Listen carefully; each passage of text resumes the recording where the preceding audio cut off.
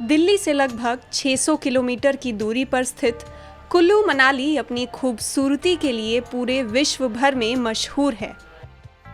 प्राकृतिक सौंदर्य से भरपूर इस पर्यटन स्थल पर आप झरनों, वादियों, हरे भरे मैदानों, चरगाह और सेब के बागों का लुत्फ उठा सकते हैं।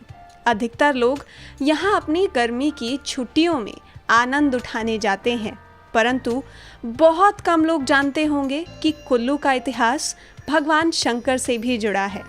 जी हाँ, कुल्लू की ऊंची पहाड़ियों पर दार्शनिक प्राकृतिक छटाओं के बीच भगवान शिव का मंदिर स्थापित है, जिसका नाम है बिजली महादेव मंदिर।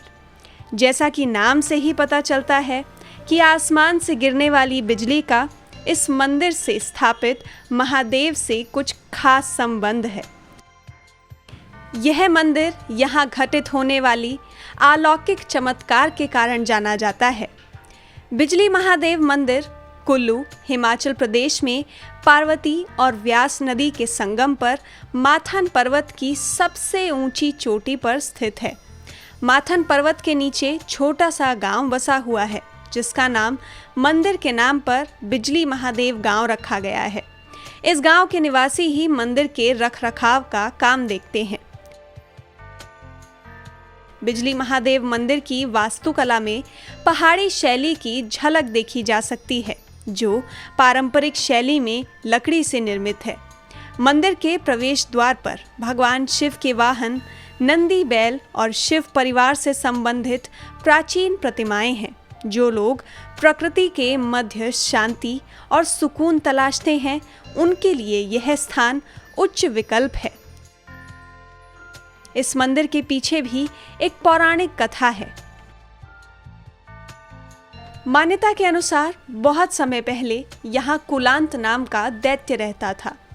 दैत्य कुल्लू के पास की नागन धार से अजगर का रूप धारण कर मंडी की घोघर धार से होता हुआ लाहौल स्पीति से मथान गांव आ गया। वह दैत्य रूपी अजगर कुंडली मारकर व्यास नदी के प्रवाह को रोककर इस जगह को पानी में डुबा देना चाहता था। इसके पीछे उस दैत्य का उद्देश्य था कि वहां बसे हुए सभी जीव जंतुओं को पानी में डुबा कर मारना है। जब भगवान शिव को यह मालूम चला तो वे अत्यंत चिंतित हो गए।